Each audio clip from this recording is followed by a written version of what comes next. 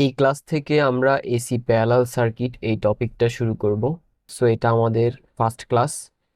AC parallel circuit করার জন্য যে বেসিক জিনিসগুলো লাগবে সেগুলো আমরা এসি সিরিজ সার্কিট টপিকে আলোচনা করছি।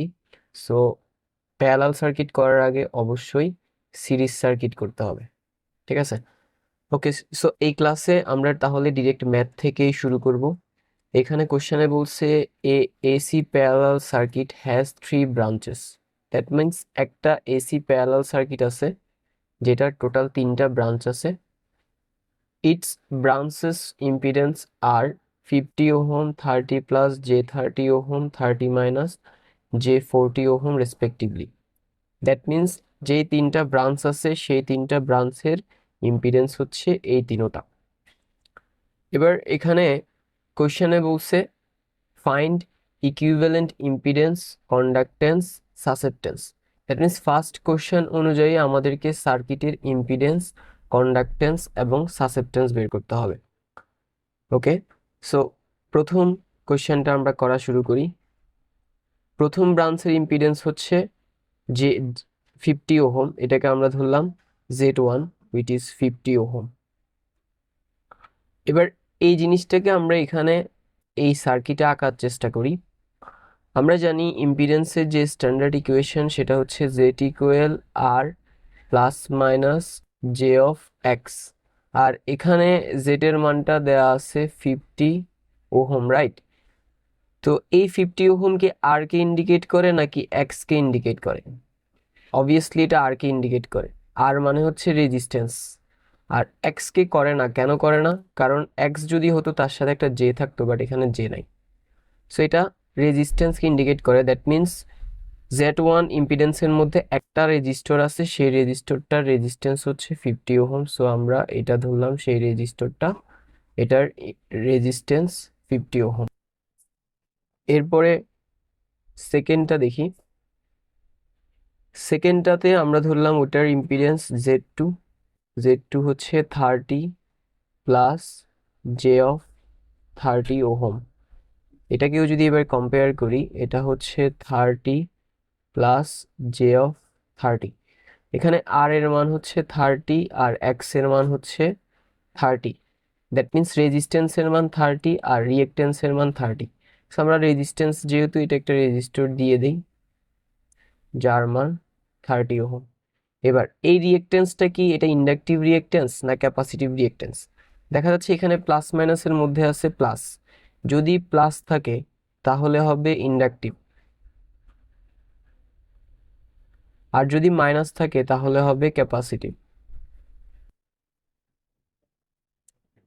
সো এখানে যেহেতু প্লাস আছে তার মানে এই রিয়েক্ট্যান্সটা হচ্ছে ইন্ডাকটিভ রিয়েক্ট্যান্স। তার মানে আমরা এখানে একটা ইন্ডাক্টর দিব, সেই ইন্ডাক্টরের রিয়েক্ট্যান্স হচ্ছে 30, J30 ওহম। এবার 3 নাম্বারটা দেখি আমরা। সেটারটা ধরলাম Z3। Z3 সমান হচ্ছে 30 minus J40 ohm, right? 30 minus J40 ohm. এবার এটারটা যদি আমরা দেই, এটা হচ্ছে 30 মাইনাস J40 ওহম। সো রেজিস্ট্যান্সের মান 30, রিয়েক্ট্যান্সের মান 40। রিয়েক্ট্যান্স ক্যাপাসিটিভ না ইন্ডাকটিভ? যেহেতু প্লাস মাইনাসের মধ্যে মাইনাস আছে, মাইনাস থাকলে হচ্ছে ক্যাপাসিটিভ। সো সেই হিসাবে এখানে 3 নাম্বার ব্রাঞ্চে একটা রেজিস্টর হবে হুইচ ইজ 30 ওহম, আর একটা ক্যাপাসিটর হবে যার রিয়েক্ট্যান্স হচ্ছে J40 ওহম। হয়ে গেল। এরপরে আমরা কোশ্চেনটা আরেকটু পড়ি।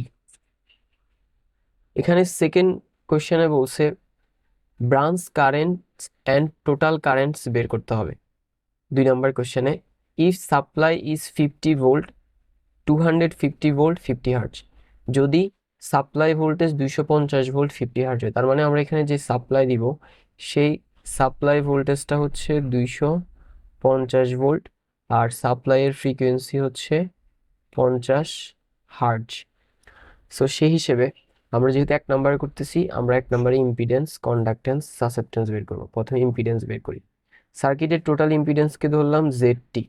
যেহেতু তিনোটা ব্রাঞ্চ প্যারালালে আছে, তাহলে আমরা বিষয়টা দিব Z1 parallel, Z2 parallel Z3। নাও Z1 এর মান হচ্ছে কত, 50, প্যারালাল Z2 এর মান 30 প্লাস J30, Z3 এর মান 30 মাইনাস J40। নাও এটাকে যদি ক্যালকুলেটরে টাইপ করি তাহলে 50, যেহেতু প্যারালালে ইনভার্স 1, প্যারালালের জন্য plus bracket 30 plus 30 I bracket close inverse 1 plus bracket 30 minus 40 I bracket close inverse 1 again bracket close inverse 1 equal. So মানটা আসছে 20.54, 20.54 প্লাস 0.2814, আগে একটা যে হবে 0.2814, যেহেতু এটা ইম্পিডেন্স সো ওহম হয়ে গেল। সো এটা আমাদের সার্কিটের টোটাল ইম্পিডেন্স, এটা একটা আনসার। এবার আমরা সার্কিটের অ্যাডমিটেন্স বের করব। অ্যাডমিটেন্সকে ধরলাম ওয়াইটি, টোটাল অ্যাডমিটেন্স। আর অ্যাডমিটেন্স বের করার সূত্র জানি 1/ইম্পিডেন্স, দ্যাট মিনস 1/ZT। নাও আমরা যদি মান বসাই, 1/ইম্পিডেন্স হচ্ছে 20.54 প্লাস জে অফ 0.2814 ইকুয়াল। আচ্ছা, অ্যাডমিটেন্স বের করতে বলে নাই, কন্ডাক্টেন্স বের করতে বলছে। আচ্ছা সমস্যা নাই, এটা দিয়ে করা যাবে। 1 ভাগ আনসার ইকুয়াল, এটা আসছে 0.0486, 0.0486, than minus 6.66 into ten inverse 4। এটাকে আমরা এভাবে লিখতে পারি, মাইনাস জে অফ 0.00067। যেহেতু এটা অ্যাডমিটেন্স বের করছি, অ্যাডমিটেন্সের একক হচ্ছে মোহ। এবার আমরা জানি অ্যাডমিটেন্সের যে স্ট্যান্ডার্ড ইকুয়েশন সেটা Y equal G plus minus J of B. এখানে জি বলতে কন্ডাক্টেন্সকে বোঝায়, সো সেই হিসেবে যদি আমরা কম্পেয়ার করি তাহলে কন্ডাক্টেন্স জি এর মান হচ্ছে 0.0486, আর বি বলতে সাসেপ্টেন্সকে বোঝায়, সাসেপ্টেন্সের মান হচ্ছে এটা 0.0067। তাহলে সেই হিসেবে আমাদের আনসারগুলো আসবে কন্ডাক্টেন্স, যেহেতু সার্কিটের টোটাল কন্ডাক্টেন্স তাহলে জিটি দিলাম, এটার মান হচ্ছে 0.0486 মোহ। দেন সাসেপ্টেন্স, এটাকে বিটি দিলাম, সাসেপ্টেন্সকে বি দিয়ে প্রকাশ করা হয়, এটার মান হচ্ছে 0.00067 মোহ। সো এই দুইটা হচ্ছে আমাদের আনসার, এটা হচ্ছে কন্ডাক্টেন্সের আনসার আর এটা হচ্ছে সাসেপ্টেন্সের আনসার। সো হয়ে গেল। এবার দুই নাম্বার কোশ্চেনে বলছে ব্রাঞ্চ কারেন্ট আর টোটাল কারেন্ট বের করতে। আমরা প্রথমে টোটাল কারেন্ট বের করি। টোটাল কারেন্টকে ধরলাম IT, I equal V by R জানি, তাহলে এখানে হবে ভিটি ডিভাইডেড বাই জেডটি আর এর জায়গায়। কেন? কারণ যেহেতু এসি সার্কিট, সো এখানে আমরা ইম্পিডেন্স বসাবো, রেজিস্ট্যান্স না। এবার সার্কিটের টোটাল ভোল্টেজ ভিটি কত, 250 ভোল্ট। আর সার্কিটের টোটাল ইম্পিডেন্স আমরা এই যে এখানে বের করছিলাম, ওইটা বসাই দেই, which is 20.54 plus J of 0.2814 equal. So উপরে হবে 250 আর নিচে হবে 20.54 প্লাস 0.2814 আই ইকুয়াল। সো এটাকে আমরা এবার রেক্টেঙ্গুলার ফর্মে আসছে, পোলার ফর্মে নিয়ে যাই, শিফট 3 ইকুয়াল, পোলার ফর্মে চলে আসছে 12.17 angle of minus 0.7849, minus 0.7849 degree. যেহেতু এটা কারেন্ট সো অ্যাম্পিয়ার, এটা আমাদের একটা আনসার, এটা হচ্ছে টোটাল কারেন্ট। এবার আমরা সার্কিটের ব্রাঞ্চ কারেন্টগুলো বের করব। এখানে টোটাল 3টা ব্রাঞ্চ, এদিক থেকে আসছে আমাদের সার্কিটের টোটাল কারেন্ট আইটি, যেটা আমরা বের করছি। এখানে সেটা 3 ভাগে ভাগ হয়ে যাবে, কিছুটা এদিক দিয়ে, কিছুটা এদিক দিয়ে, কিছুটা এদিক দিয়ে। সো প্রথম ব্রাঞ্চ দিয়ে যে কারেন্টটা যাচ্ছে সেটাকে আমরা I1 ধরলাম, দ্বিতীয় কারেন্ট ব্রাঞ্চ দিয়ে যে কারেন্টটা যাচ্ছে সেটা I2, 3 নাম্বারটা দিয়ে I3। যেহেতু এখন এটা একটা প্যারালাল সার্কিট, আমরা জানি প্যারালাল সার্কিটে ভোল্টেজ সমান, দ্যাট মিনস সাপ্লাই ভোল্টেজ যা, প্রত্যেকটা ব্রাঞ্চের আর আরিতে আমি ভোল্টেজ তাই পাবো। দ্যাট মিনস এটা V1 ইকুয়াল এত ভোল্ট।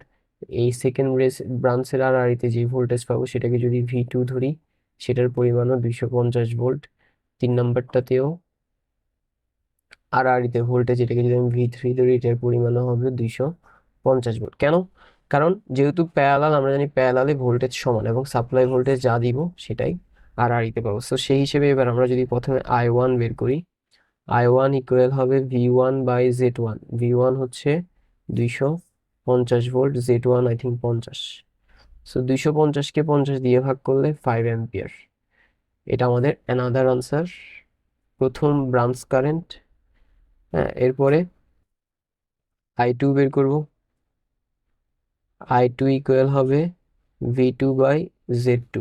V2 দ্বিতীয় ব্রাঞ্চের আর আরি ভোল্টেজ 250, Z2 হচ্ছে 30 প্লাস J30 ইকুয়াল, এটাকে ক্যালকুলেট করলে আনসার কত আসবে? উপরে হবে 250, নিচে হবে 30 প্লাস 30 I ইকুয়াল, এটাকে পোলার ফর্মে নিয়ে যাই, shift 2 3 equal, so it comes 5.89 angle of minus 45, 5.89 angle of minus 45 degree.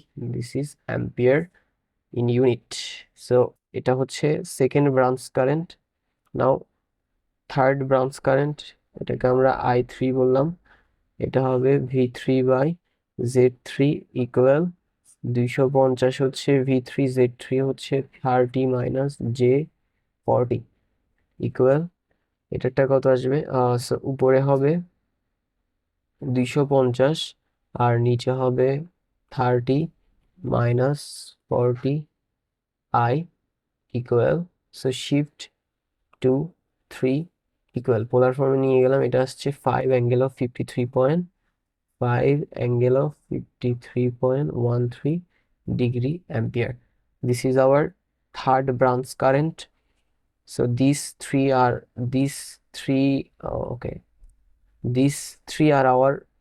our branch currents. So that's all হয়ে গেল। That's all for today. See you in the next class.